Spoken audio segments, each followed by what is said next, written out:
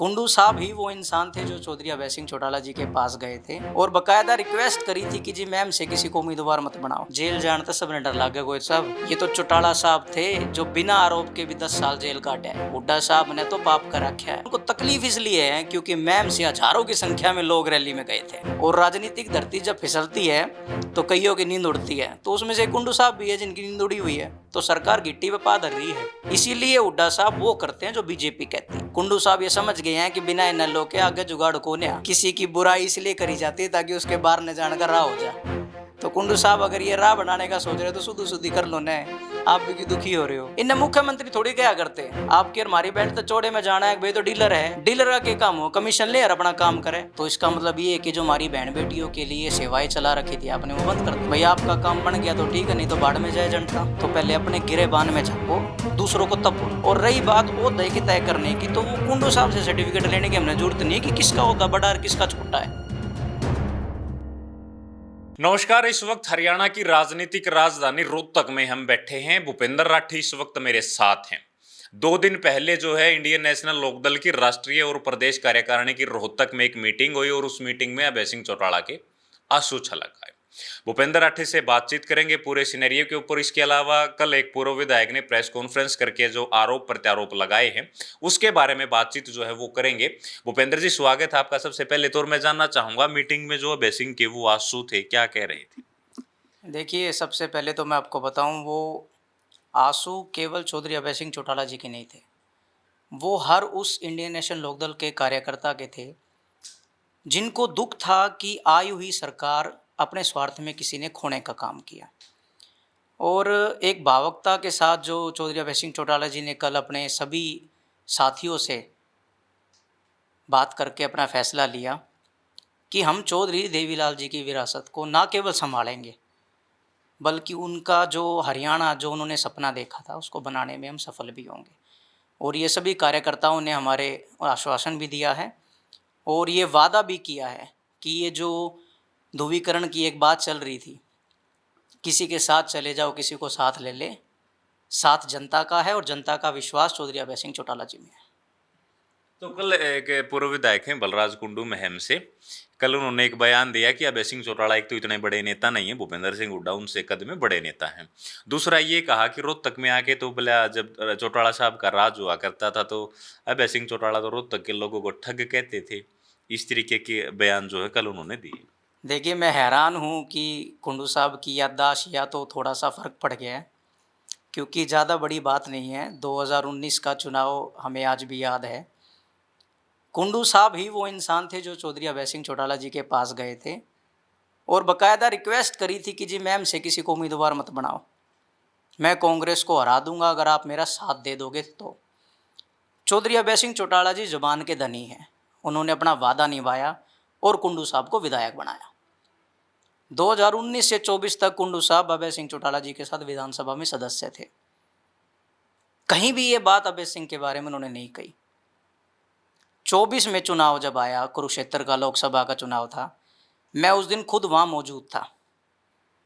उस स्टेज से कुंडू साहब चौधरी अभय सिंह चौटाला जी को किसानों के लिए संघर्ष करने वाला नेता, किसानों के लिए अपना बलिदान देने वाला नेता और हरियाणा का आने वाला मुख्यमंत्री तक कह रहे थे।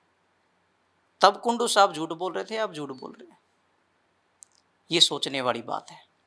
दूसरा, आपने जिक्र करा कि भाई कुंडू साहब ये कह रहे कि रोहतक वालों को चौधरी अभय सिंह चौटाला जी कुछ कहा करते थे। कुंडू साहब, आप क्या कर रहे हो रोहतक वालों के साथ? चुनाव हार गए आप, तो इसका मतलब ये है कि जो हमारी बहन बेटियों के लिए सेवाएं चला रखी थी आपने वो बंद कर दें। इसका मतलब तो ये हो गया आप स्वार्थ की राजनीति करते हो। भैया आपका काम बन गया तो ठीक है, नहीं तो बाढ़ में जाए जनता। तो पहले अपने गिरेबान में झाँको, दूसरों को तब बोलो। अच्छा, जो मतलब कल जो बयान दिए बलराज कुंडू ने, क्या वो कहीं मतलब 2024 की हार का नतीजा है या क्या? मतलब लगता क्या है, क्यों ऐसा कहा होगा अभय सिंह को? देखिए, उनका कारण मैं आपको बताऊं।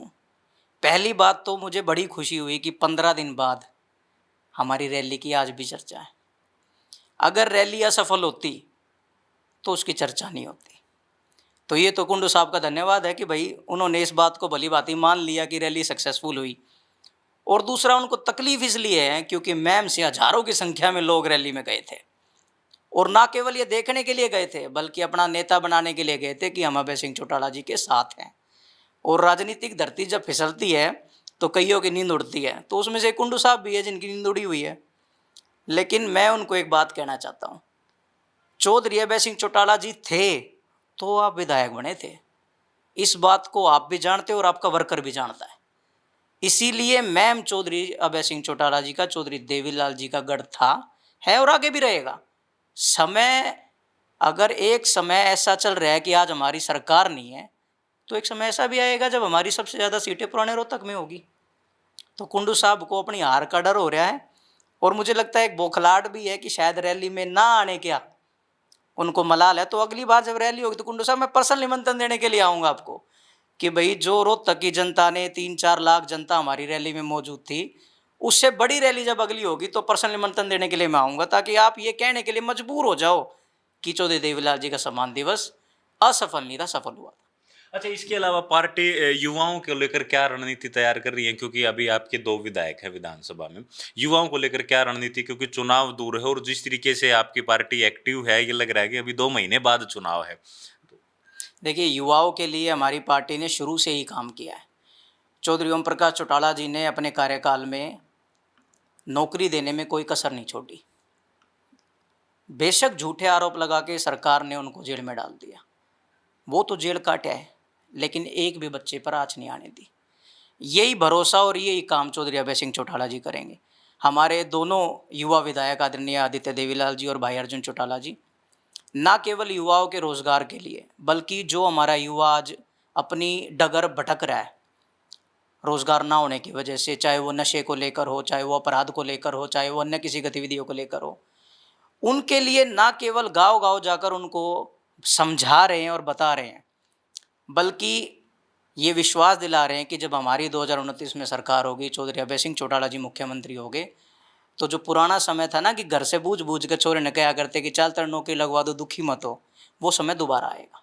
अच्छा, एक बात और बताइए, आपने वो बयान सुने, वो प्रेस कॉन्फ्रेंस सुनी, क्या मंशा रही होगी कुंडू साहब की कि इस तरीके का बयान दे दे? क्योंकि 2019 में मदद मांग रहे थे, पार्लियामेंट चुनाव में कसीदे पढ़ रहे थे, मतलब ऐसी क्या वो रहा होगा, क्या मंशा रही होगी, क्या है? देखिए, वजह मैंने आपको बता दी। वजह ये है कि मैम से हज़ारों की संख्या में लोग चौधरी अभय सिंह चौटाला जी को सुनने गए थे, अपना नेता मानने गए थे। और ये कुंडू साहब भली भांति जानते हैं कि इनेलो का ग्राफ दिन पर दिन बढ़ रहा है। बेशक मैं कहता हूँ चुनाव 4 साल बाद है, कुंडू साहब ये समझ गए हैं कि बिना इनेलो के आगे जुगाड़ को नया।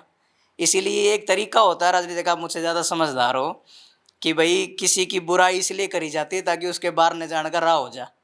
तो कुंडू साहब अगर ये राह बनाने का सोच रहे हो तो शुद्ध शुद्धि कर लो न, आप भी क्यों दुखी हो रहे हो। लेकिन ये सच्चाई है कि मैं हल्के से, या मैं कहूँ पुराने रोहतक से, जो प्यार चौधरी देवीलाल जी के प्रति था वो प्यार चौधरी अभय सिंह चौटाला जी को मिलेगा। अच्छा, एक दूसरा उन्होंने कहा कि अगर पॉलिटिकल कद की बात करें तो भूपेंद्र सिंह हुड्डा का पॉलिटिकल कद बड़ा है, अभय सिंह का नहीं है, ये भी उन्होंने कहा। देखिए, हुड्डा साहब 10 साल मुख्यमंत्री रहे, तो जाहिर सी बात है कि हुड्डा साहब का तो कद वैसे बड़ा हो गया, अभय सिंह तो मुख्यमंत्री बने नहीं है। लेकिन चौधरी अभय सिंह चौटाला जी उस परिवार से संबंध रखते हैं जिन्होंने संघर्ष करा और फिर राज भी करा। चौधरी देवीलाल जी हमारे देश के डिप्टी प्राइम मिनिस्टर रहे, चौधरी ओम प्रकाश चौटाला जी 5 बार मुख्यमंत्री रहे, चौधरी अभय सिंह चौटाला जी मुख्यमंत्री नहीं बने, लेकिन उनका ओहदा और रुतबा आज भी मुख्यमंत्री वाला है। आप अगर किसी काम के लिए उनके पास जाओगे और अगर उन्होंने अधिकारी को फ़ोन किया है तो वो काम होगा।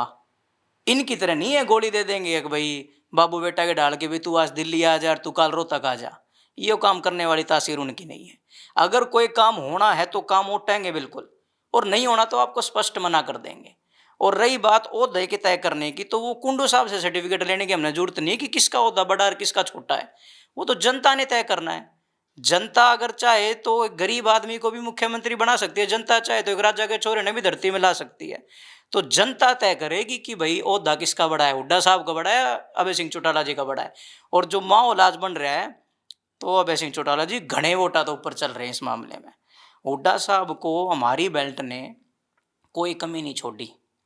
खासकर मैं इस चुनाव का जिक्र करूं, एक आंधी थी कांग्रेस की, और हमारी जो पुरानी रोहतक बेल्ट है उसमें तो खासकर ये पूरी चर्चा थी कि भाई 75-80 सीट कम से कम आस्क है। मारते की पूछो ये बात तो आप हुड्डा परिवार तो पूछो, तुम 37-38 पे क्यों रह गए? जब टिकट तुमने बांटी, जब आदमी तुमने दिए, तो इसका मतलब झोल झाल तो तुमने कराया है, जनता ने तो कराया नहीं। जनता तो चौड़े में रुक के मार के यह बात कहती कि भाई ईब के ना हुड्डा की सरकार आओगी, कांग्रेस की नहीं कहती, ईब के ना हुड्डा की सरकार आओगी। तो ये उनका फेलियर है, तो उनके फेलियर है तो फिर ओहदे में वो कहाँ पे सिंह के साथ खड़े हैं?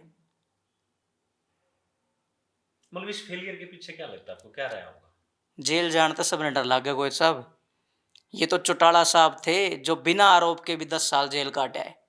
हुड्डा साहब ने तो पाप कर रखा है, चाहे वो CLU को लेकर हो, चाहे वो मानेसर को लेकर हो, चाहे वो पंचकुला के AGL को लेकर हो।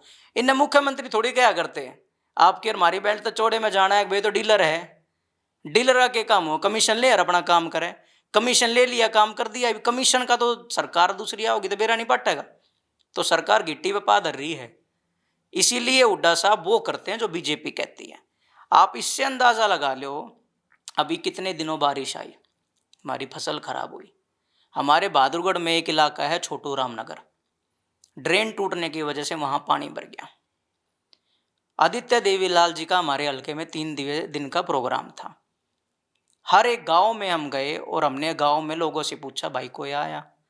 गांव वालों ने हाथ खड़ा कर दिया, वे गांव वाले जिन्होंने बढ़ चढ़ के दीपेंद्र हुड्डा को वोट दी थी, कि भाई कोई नहीं आया। और चौथे दिन दीपेंद्र हुड्डा जी वहां जाते हैं और एक फॉर्मेलिटी करके ट्रैक्टर चला के वापस आ जाते हैं। मैं उनसे पूछना चाहता हूँ, ट्रैक्टर तक पानी कट गया कि आज भी वे लोग डूबे पड़े हैं, आज भी खेता में पानी भरा पड़ा है। तो इनका कोई सरोकार नहीं है लोगों की मदद करने के लिए। अपनी सीट कट जा, उसके बाद इनमें कोई फर्क नहीं पड़ता। इसीलिए लोगों को अब 21 साल हो गए, देखो जी, 10 साल राज के और 11 साल विपक्ष के, 25 साल हो जाएंगे आगे। 25 साल में अगर ये भला नहीं कर पाए तो फिर कितने साल और दे में इनते? तो ना तो राजनीतिक ओहदे में ये हमारे नेता के बराबर और ना जबान में ये हमारे नेता के बराबर। इसीलिए जो कुंडू साहब की बौखलाहट है वो इसलिए है कि उन्हें पता चल गया 29 में अभय सिंह चौटाला जी मुख्यमंत्री बनेंगे। ये भूपेंद्र राठी हैं, हर सवाल का बड़ी बेबाकी से जवाब दिया है। 7 तारीख की वो मीटिंग और उस मीटिंग में अभय सिंह चौटाला की वो भावुकता और जो कल प्रेस कॉन्फ्रेंस करके आरोप प्रत्यारोप जो लगे थे उनका जवाब इन्होंने दिया है। आपने एक एक बात सुनी है, इसके बारे में आप लोग क्या सोचते हैं वो हमें कमेंट बॉक्स में जरूर लिखें। शुक्रिया।